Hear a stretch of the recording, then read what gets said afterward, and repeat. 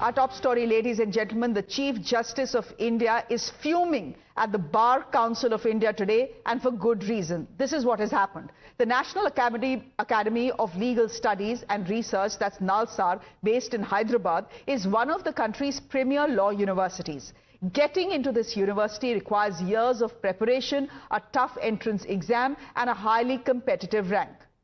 But for the university's 2026 batch, a controversial order by the Bar Council of India suddenly put their future as advocates in question. It started with the university's decision to invite Chief Justice of India Surya Kant as the chief guest for its convocation.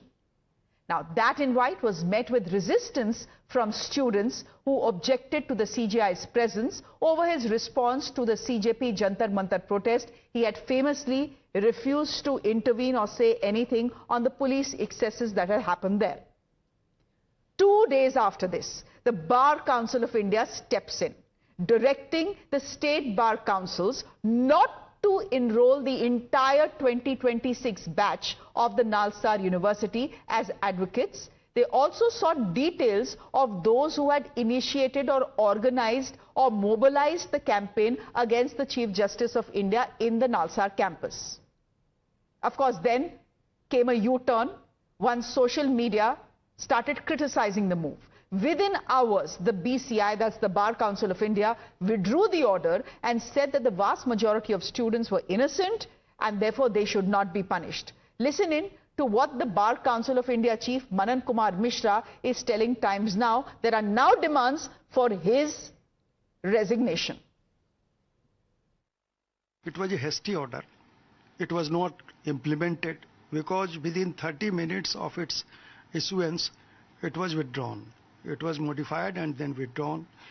The council sat in the midnight and then we decided to close this chapter forever. There will be no inquiry.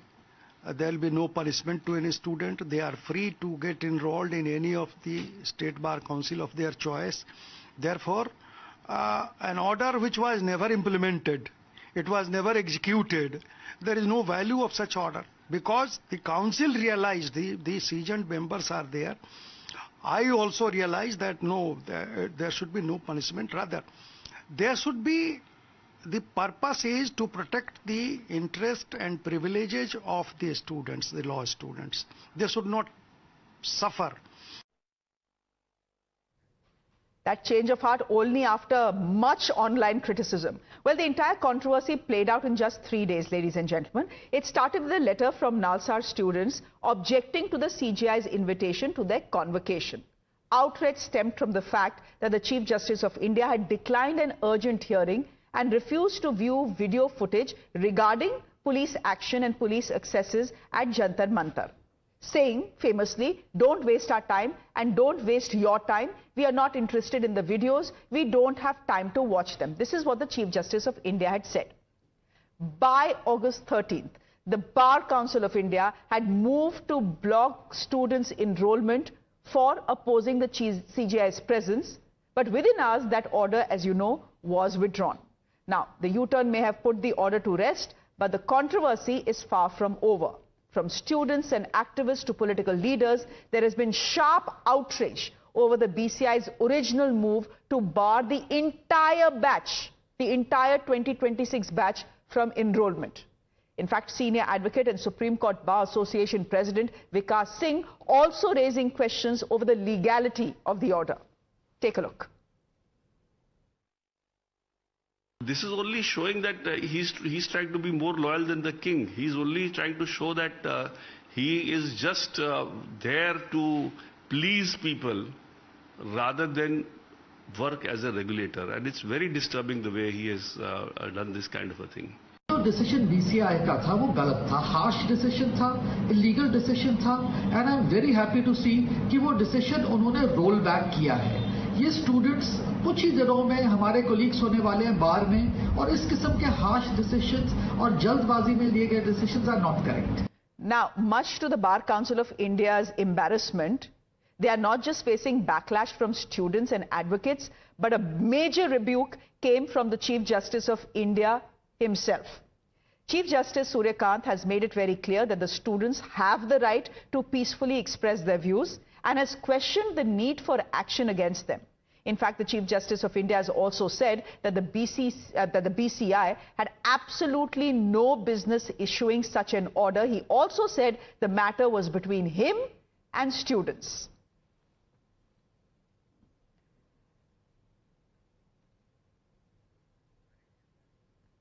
Let me go straight across to Harish, who is joining us live on the broadcast. Harish, at this point of time, I think there is only one question that needs to be asked. What was the Bar Council of India thinking? Did they think they would actually end up pleasing the Chief Justice of India by trying to block students who were merely expressing a view?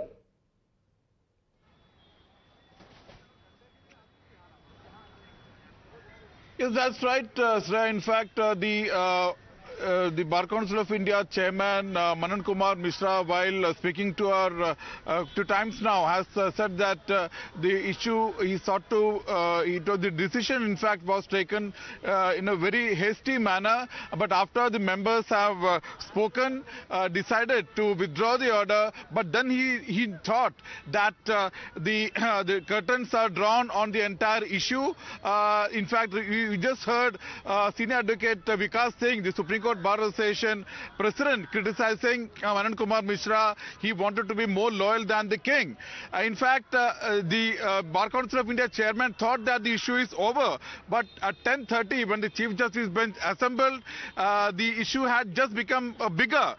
We all saw the Chief Justice saying that the BCI chairman's interference was totally uncalled for, unwarranted interference in an issue between him and the students. Chief Justice very clearly saying that students had written to him and he is actually seized of the issue. Even the student protest matter is sub judice before the court. What business did the Bar Council of India chairman had? Sure. Regarding this issue, and even as a student, the Chief Justice himself had raised such issues. But an advocate said that though the order has been withdrawn, the cause of action arises whether the Bar Council of India chairman has the power to raise such issues, pass such orders, will be decided by the Supreme Court. All right, thank you so much, Harish, for getting us those details. Now, ladies and gentlemen, all of this is coming after months of tensions around the Chief Justice of India and the Cockroach Janata Party. From the CJI's cockroach remark in May to the CJP's nationwide protest and the July 20th Jantar Mantar showdown as well. The CJI's response to that protest then became a key reason that NALSAR students actually objected to his convocation invite. So when 450 NALSAR students wrote to their VC on August 10th opposing the invite, it wasn't an isolated campus protest. It was the latest chapter in a month-long controversy. 3 days later, of course, controversially, the BCI, that's the Bar Council of India, steps in, and then the Chief Justice of India steps up, ladies and gentlemen, to back students and possibly now India himself to all these students as well. Of course, as is always the case, a political fight has broken out as well. Take a listen. आपने सही कहा ना, freedom of speech के बाद वो fundamental हमारा right है और फंडामेंटल राइट को रोकने का किसी को आधार नहीं है। और जहां से न्यायालय से हम न्याय की आशा करते हैं, वही अगर इनका वायलेशन करेंगे तो फिर हम जाएंगे कहां। और इसलिए हमने कहा जो संवैधानिक अधिकार हमें दी गई है, उस संविधान का हनन कोई ना करे। और जिस संविधान की बात करते हो, वो संविधान जो है वो हमारा हाईएस्ट इंटरप्रेटर है कॉन्स्टिट्यूशन का, और वही अगर कॉन्स्टिट्यूशन का अगर वायलेशन होगा तो हमारे लिए बहुत दुखद स्थिति है। लेकिन ये अलग बात है कि बाद में उन्होंने अपने शब्द वापस लिए, तो ये हम कह सकते हैं कि रियलाइज उन्होंने किया है और ये एक अच्छा संकेत है। बार काउंसिल ऑफ इंडिया के जो अध्यक्ष हैं वो भारतीय जनता पार्टी के हैं और वो उनको ये इस बात को सोचना चाहिए कि हर पद की गरिमा होती है। आपका इस तरह का कृत्य होगा कि आप भारतीय जनता पार्टी के समर्थन के लिए अपने पद का दुरुपयोग करेंगे, अपने अधिकारों का दुरुपयोग करेंगे और ऐसा आदेश दे देंगे जो आदेश आपके हक और अधिकार से भी बाहर है। आज वकीलों की जो आवाज उठनी चाहिए वो इसीलिए नहीं उठ रही है क्योंकि जब भी वकीलों के खिलाफ कोई काम होता है तो ये भारतीय जनता पार्टी के लोग ये खामोश हो जाते हैं, मुंह पे पट्टी बांध लेते हैं। The other big controversy this afternoon, a fresh political battle has now erupted over patrolling at the India-China border. Leader of opposition Rahul Gandhi is raising concerns over alleged Chinese activity in Arunachal Pradesh. In fact, Rahul Gandhi has claimed that the Indian army is being stopped from patrolling certain areas and is calling the situation deeply concerning. The BJP hitting back at the Congress party, rejecting the allegations as unsubstantiated and denying any salami slicing by China. However, an official denial has not come either from the Ministry of Defense or the Ministry of External Affairs. For the last several months, Donald Trump has been taking credit of the ceasefire. Donald Trump has made this statement not once, despite being advised by the leader of opposition, Mr. Rahul Gandhi, in the parliament. Not once did the Prime Minister show the courage to say that Donald Trump is lying. And where has that landed us? Now, Pakistan is also giving credit to Donald Trump. Will the Prime Minister open his mouth now? By now the parliament is over. He can come out of his hiding. Now, ladies and gentlemen, to the hug that has sparked a political controversy for the last 24 hours. At a Congress event yesterday in Delhi, Rahul Gandhi said he would show the audience what foreign policy means to Prime Minister Modi. He then walked up to Congress leader Sandeep Dixit with his arms open and hugged him. Mr. Dixit played along, asking if Rahul had mistaken him for Italian Prime Minister Giorgia Meloni. The room erupted in laughter, but the BJP was quick to hit back and take offense. The BJP now accusing Rahul Gandhi of laughing off a sexist and derogatory jibe. And a sexist and derogatory jibe it was. BJP MP Nishikant Dubey, meanwhile, has shared the video and questioned Rahul Gandhi's mental state. Bandi Sanjay Kumar is calling the remarks gutter-level behavior, saying that such language brings shame to Indian political discourse. We also have other BJP MPs like Basuri Swaraj accusing Rahul Gandhi of making uncultured, undignified, obscene and indecent remarks.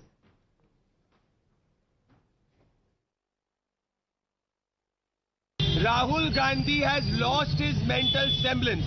Rahul Gandhi's behavior points towards the upbringing of the Gandhi-Vadra family. This also is a reflection of a frustrated leader who's lost all hope to get the support of the people of the country. But at the moot point, this also shows that the respect that Gandhi-Vadra family has for the position or democratic position of the Prime Minister. This tells you that Rahul Gandhi hates Indian democracy, hates India, because a man who hates India can only commit such amount of disgusting mockery of the Prime Minister. Rahul Gandhi's shameless stunt and the vulgar insinuations about Prime Minister Modi ji's foreign policy only reflect the third-rate filthy politics of Rahul Gandhi. Rahul Gandhi's crude and uncivilized antics expose the debased and twisted mindset of the Congress party and the Congress leadership. If Rahul Gandhi wants to talk about foreign policy, let him first talk about Nehru's tenure as foreign minister for 17 years, which was riddled and hyphenated with fiasco and failure. Rahul Gandhi should seek mental medical help. ये दुर्भाग्य है कि देश के पास एक मानसिक रोगी के रूप में कांग्रेस ने एक शहजादा दे दिया है, जिसके पास कोई तर्क नहीं है, कोई जानकारी नहीं है और मर्यादा खोकर कुछ भी बोलते हैं और बाद में माफी मांगते हैं। जनता ने जिनको 3 बार नकारा, अब वो गाली गलौज पर उतर आए हैं, ओछी राजनीति पर उतर आए हैं। राहुल गांधी जी की भाषा अमर्यादा और अहंकार से भरी नजर आती है। अब तो लगता है राहुल गांधी जी का पालन पोषण और संस्कार, इस पे प्रश्न चिन्ह उठने लगे हैं।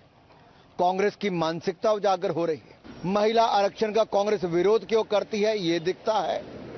और जानबूझ के डिलिमिटेशन बिल क्यों नहीं पास होने देते ताकि महिलाओं को 33% आरक्षण, ये दिखता है। लेकिन अब विदेशी महिला राष्ट्रीय अध्यक्ष पर अभद्र टिप्पणी करना, अमर्यादित टिप्पणी करना, ये इनके चरित्र को दिखाता है, इनके पालन पोषण को, इनके संस्कारों को दिखाता है. And in case you missed why the outrage happened, take a look at what Rahul Gandhi and Sandeep Dixit were up to yesterday.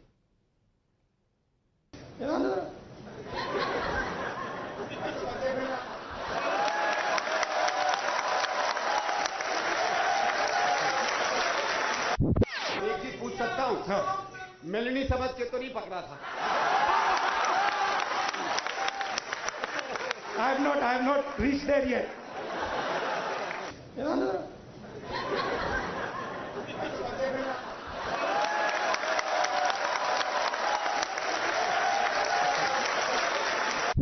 एक चीज पूछ सकता हूँ? मिलनी समझ के तो नहीं पकड़ा था? I have not reached there yet. This is breaking news coming in ahead of Independence Day. 6 locations across Delhi have received a bomb threat. These locations are the Delhi High Court, the Jamnagar House, the Jhandewala building, flats at ED, MB Saket office, the DM office, Terminal 3 of the IGI airport, the SDM's office at the Delhi cantonment as well.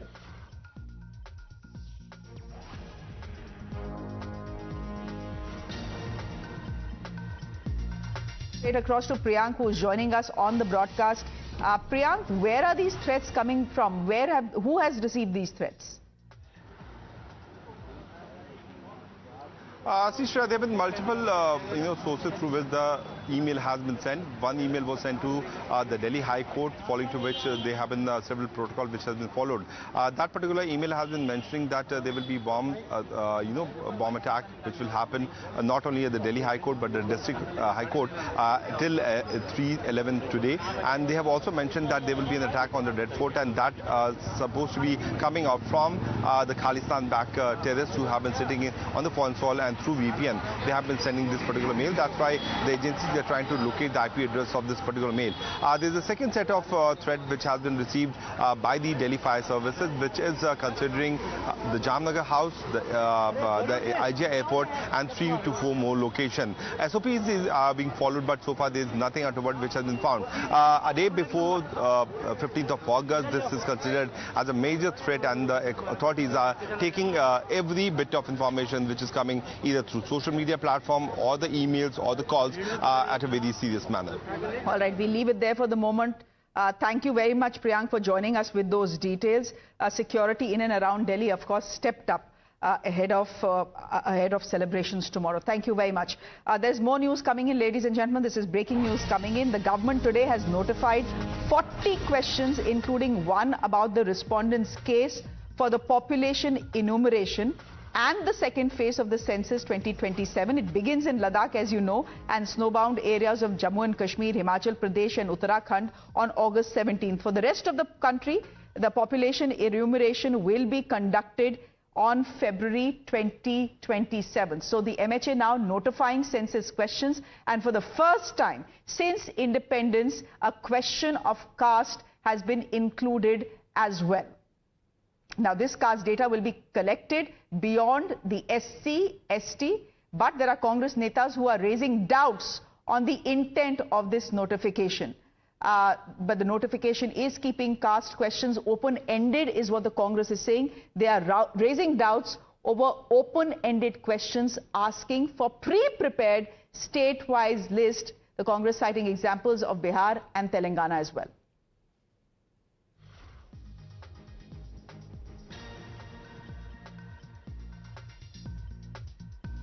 Ladies and gentlemen, caste is being enumerated for the first time since independence. So in that sense, this is a milestone census. The question, it is number 10, along with a scheduled caste, scheduled tribe column in an open-ended format, which means census officers will record the caste of a person as declared. Now, the Cabinet Committee on Political Affairs had cleared the decision to include caste enumeration on April 30th last year itself. Today, that question has been notified. The move, of course, had come then ahead of the assembly elections in Bihar, where caste enumeration was on top of the opposition's agenda. The opposition pushed for a caste census in what was widely seen as an effort to break the coalition forming the bulk of the Bharatiya Janata Party's support base. A landmark caste survey conducted in Bihar showed that backward communities make up nearly 2/3 of the state. Let me go straight across to Priyank, who continues to be with us. Priyank, so question number 10 is the question on caste, but what is the opposition's exact problem with it? Why are they saying it's open-ended? See, Shreya, over the period of many months, the opposition has been raising this issue that the caste is not given that much of importance in the census, following to which there is an open-ended gap which has been left by the census in the second phase of the census, which is question number 10. This is what we were talking about. This particular column will allow those respondents to give the detail to the enumerator so that the enumerator can note down about the particular caste of that particular person, the respondent who is giving this particular detail, and then it will be verified. Because there are some castes which are under the OBC in a different state, but certainly if you move to another state, the same state of detail cannot be there. We are talking about the census which is for across the country. So it is for the respondents now, although the government has included that particular detail where the individual will have to give detail about their caste, but there is no specific column which is being given to those individuals to give the detail. It is for them to self-notify it before the census enumerator to give the detail. It can be verified later. Suppose if you're talking about the Kurmi caste which is there in Bihar, it is certainly not having that OBC status when it comes to the state of Madhya Pradesh or the northeastern states. That's why this open-ended thing has been left by the Census Commission so that the detail can be brought into picture. Okay. But certainly since details are varying from one state to another state, that's why that open-ended column has been left. Priyank, we leave it there for the moment. Thank you very much. News and updates, ladies and gentlemen, continues right here. Do stay with us. Amitabh joining